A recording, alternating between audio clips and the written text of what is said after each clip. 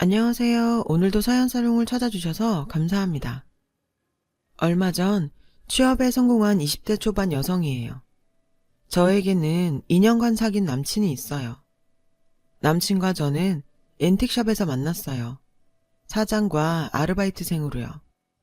저보다 7살 많은 남친은 광고회사에 다니다 여행에 미쳐서 회사를 그만두곤 몇 년 동안 세계 여행을 했었대요. 언젠가 그때 사진을 보니 더벅머리에 그을린 피부까지 노숙자가 따로 없더라고요. 암튼 그러던 중 리스본에서 가장 유명한 벼룩시장인 여자 도둑시장에 가게 됐고, 그곳에서 본 구제 앤틱 생활용품에 매료돼서 현재 앤틱샵을 오픈하게 됐죠. 그러니 앤틱샵이긴 해도 고가의 제품을 파는 거창한 가게가 아니라 소소한 소품과 생활용품을 주로 파는 샵이에요. 그래서 인테리어나 레트로 소품을 찾는 분들이 주로 찾는 곳이기도 하죠. 저희 학교 근처라 수업 들으러 가는 길에 종종 눈길을 두었던 곳이기도 하고요. 그러던 어느 날 가게 앞에 구인 공고가 붙었더라고요. 조건도 좋고 일도 어렵지 않은데 사람을 못 구했는지 공고가 한 달 넘게 붙어 있더라고요. 처음에 구인글을 봤을 때만 해도 별 생각이 없던 저는 마침 알바를 하던 고깃집이 문을 닫아 새로운 알바를 구해야 했거든요. 그래서 앤틱샵 면접을 보게 됐어요. 근처 대학 학생이네요. 근데 난 아르바이트생을 구하는 게 아닌데 어쩌죠? 가게 일이 힘든 건 아니지만 내가 가게를 비우는 시간이 많아서 믿고 맡길 사람이 필요하거든요. 남친은 1년에 한두 차례는 유럽이나 인도 등지로 물건을 구하러 가야 했어요. 직접 눈으로 제품을 확인하고 구매해야 하니까요. 그래서 자신이 해외에 나가고 없는 동안 상주하면서 일할 사람이 필요했던 거죠. 남친이 없는 동안 안채 관리도 하고 공과금 납부나 통관 세금 등 믿고 맡길 사람을 원했어요. 당장 일자리가 필요했던 저는 솔직하게 제 상황을 얘기했어요. 사실 저희 집 사정이 그리 좋지 않거든요. 엄마는 제가 중학교에 들어가던 해 세상을 떠나셨고, 저는 경제력이 없는 아빠와 두 동생을 건사해야 했어요. 학비며 생활비는 고스란히 제 몫이었죠. 솔직히 상황만 보면 제가 대학에 다닐 처지는 아니었어요. 그런데도 무리해서 대학에 다닌 건 신락 같은 희망을 놓고 싶지 않아서예요. 당시 저는 수업이 끝나면 고깃집에서 알바를 했고, 집에 돌아와서는 문서 대필 알바와 우유 배달을 했어요. 그러는 와중에도 장학금을 따내야 했죠. 엄청난 학비를 충당하려면 장학금 외엔 대안이 없었거든요. 그러니 미팅이며 나이트 같은 건 상상도 할 수 없는 일이었어요. 평범한 20대 대학생의 일상은 저에겐 사치였으니까요. 그렇게 죽을 똥 살 똥 발발대며 살아도 언제나 마이너스였죠. 해가 지날수록 학자금 대출은 주렁주렁. 한순간만 삐끗해도 순식간에 파산해서 길바닥에 나앉을 판이었어요. 솔직한 심정으로 하루에도 수십 번씩 학교를 그만두고 제대로 취직해 돈을 벌까도 생각했어요. 근데 그러면 제가 힘겹게 지탱하고 있던 내 삶이 무너져 버릴 것 같더라고요. 그래서 죽을 힘을 다해 버티고 있었어요.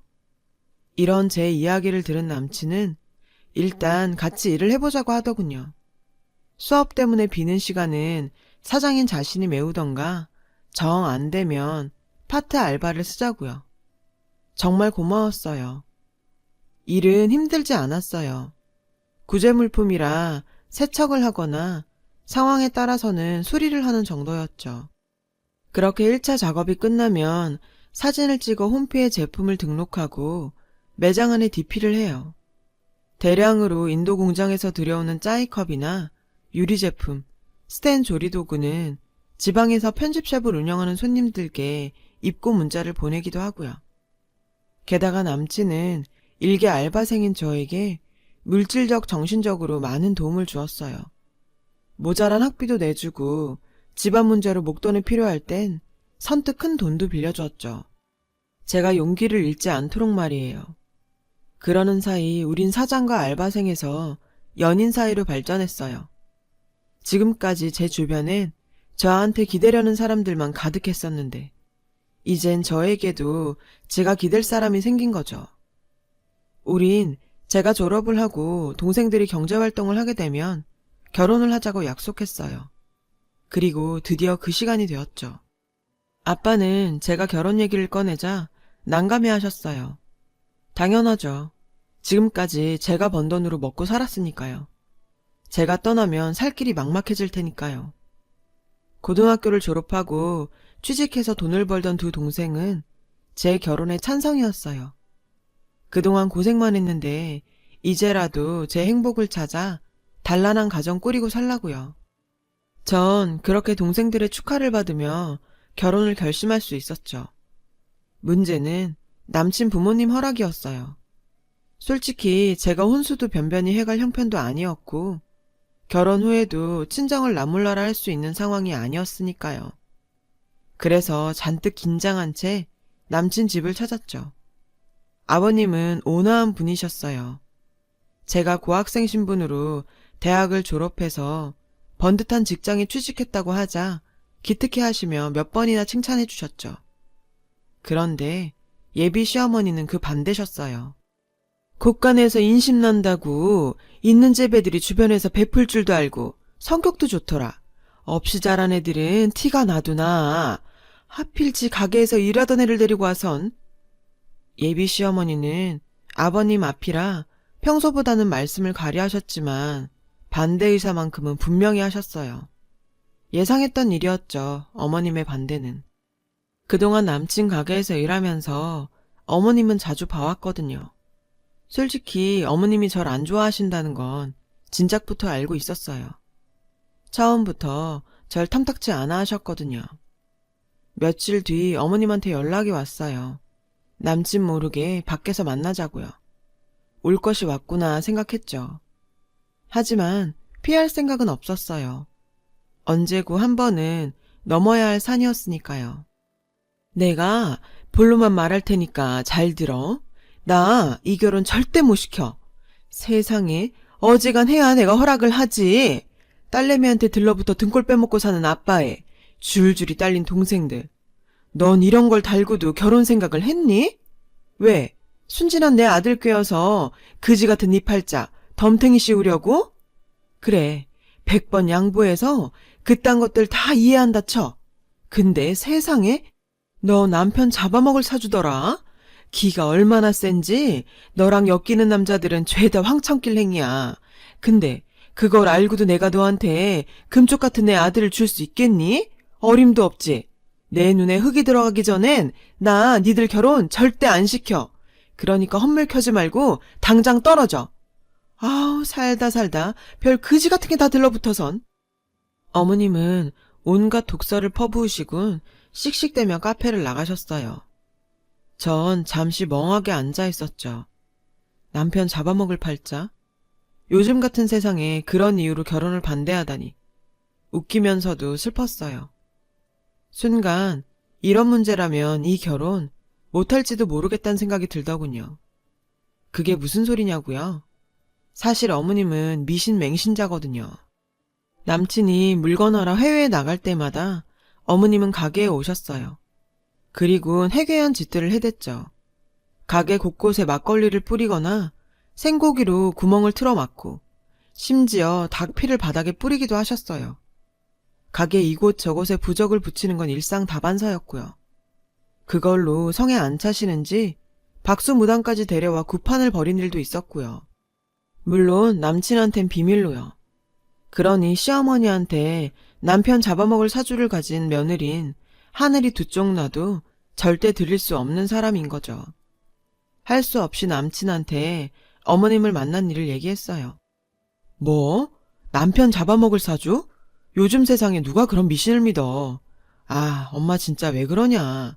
걱정하지 마. 엄만 내가 잘 얘기해볼게. 남친은 자신만 믿으라더군요. 쉽지 않을 거야.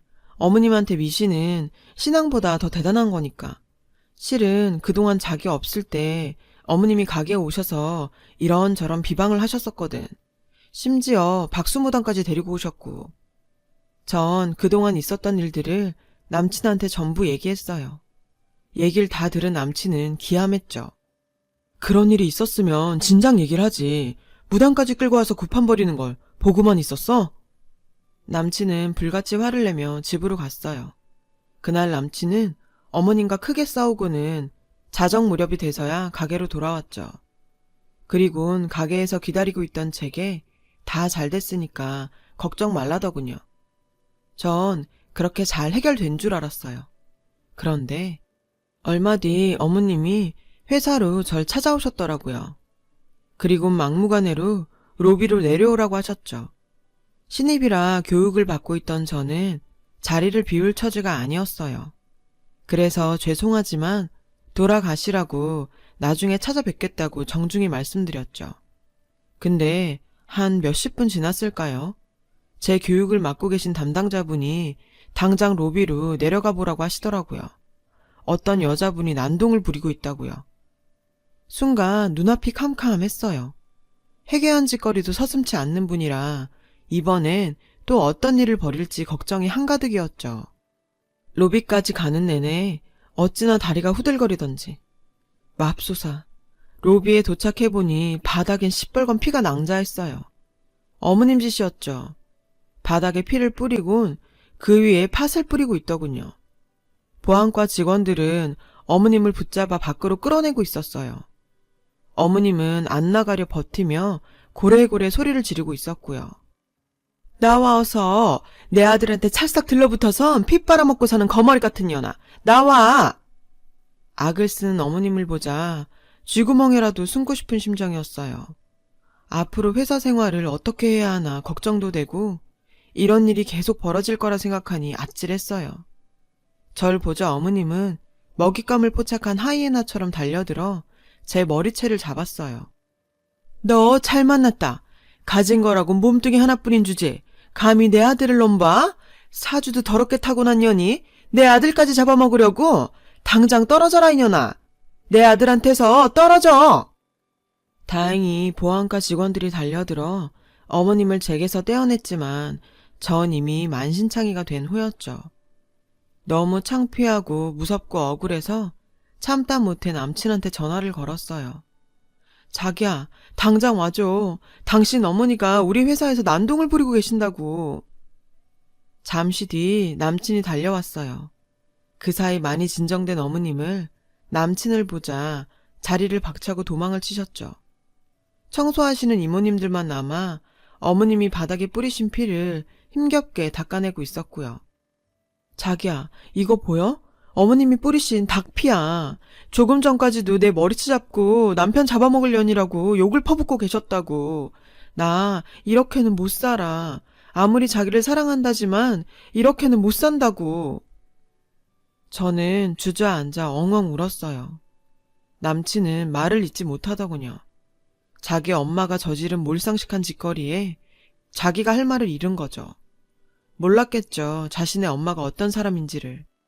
남들한테는 별 모진 짓을 다 해도 자기 자식 앞에선 세상 좋은 부모로 살아왔을 테니까요. 그 사이에서 저만 죽어나는 거였죠. 그날 밤 우린 남친 집에 찾아갔어요. 그리고 그날 있었던 일을 아버님께 말씀드렸죠. 아버님은 어머님을 끌고 나와 제 앞에서 각서를 쓰게 하셨어요. 앞으로는 절 괴롭히지 않는 것은 물론 회사에 찾아가지 않겠다는 내용이었죠. 아버님 기세에 눌려 그런가 어머님은 꼬랑지 내린 강아지처럼 순순히 각서에 도장을 찍으셨어요. 미안하다고 사과도 하셨고요. 그렇게 그날 일은 일단락이 났고 얼마간은 잠잠했어요. 어머님도 이번 일로 많이 달라지신 것 같았죠. 하지만 그건 제 착각이었어요. 얼마 뒤 그게 끝이 아니라는 걸 알게 된 사건이 벌어졌거든요. 회사 일 때문에 한동안 바빴던 저는 오랜만에 남친 가게에 들렀어요.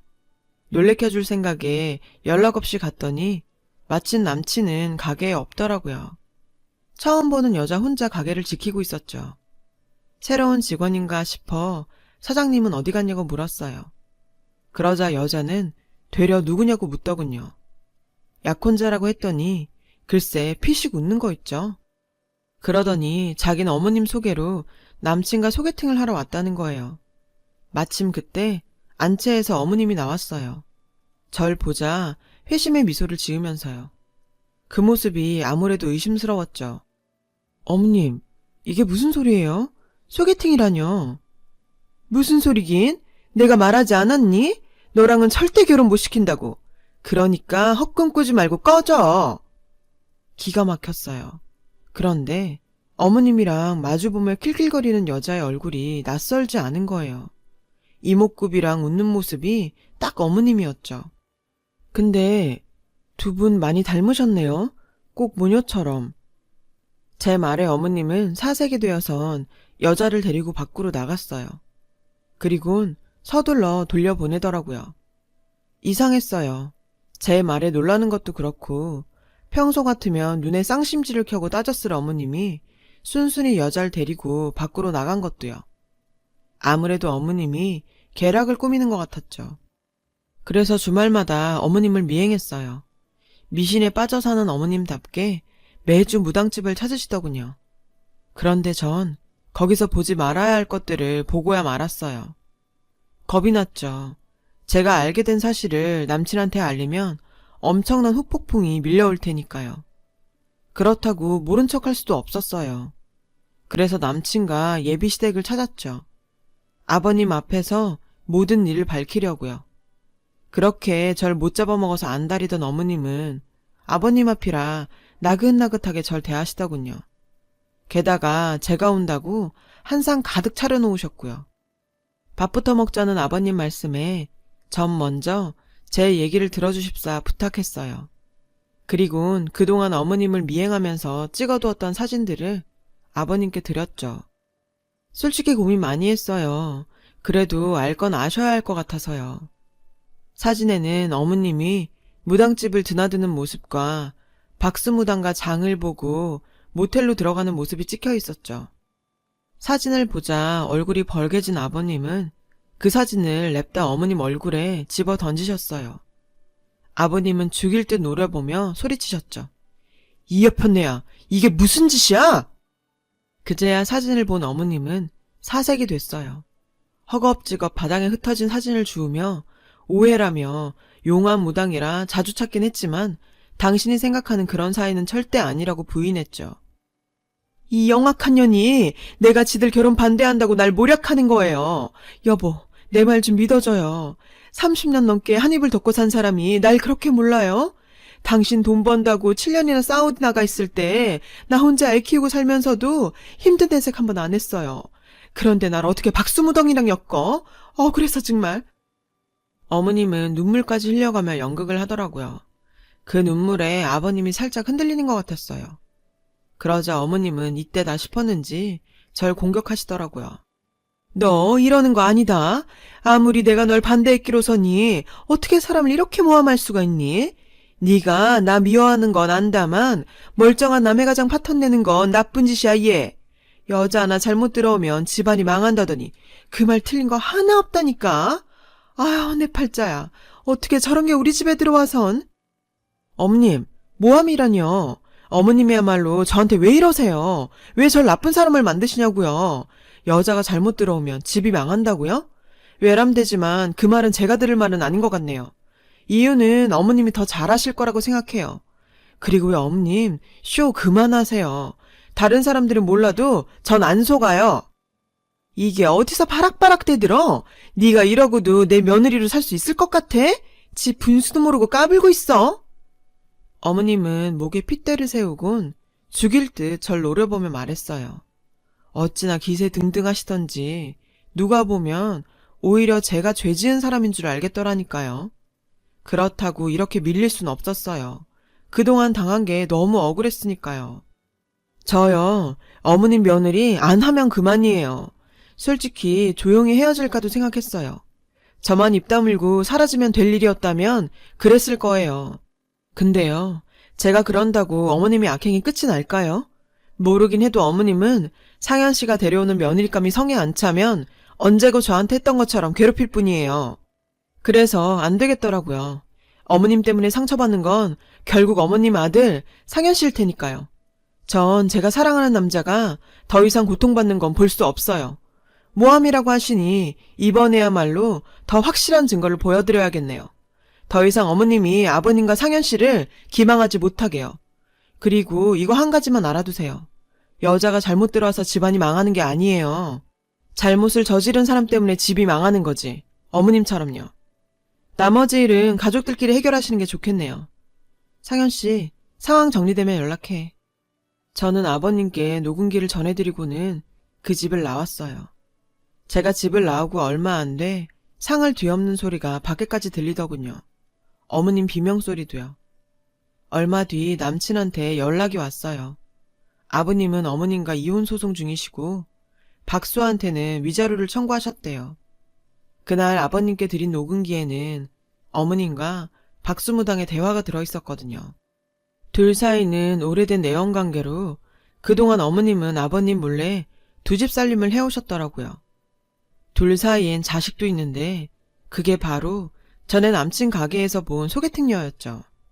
절 떼어내려고 맞선 여인 척 데려왔다가 제가 모녀 사이인 걸 눈치채자 얼른 돌려보낸 거였어요.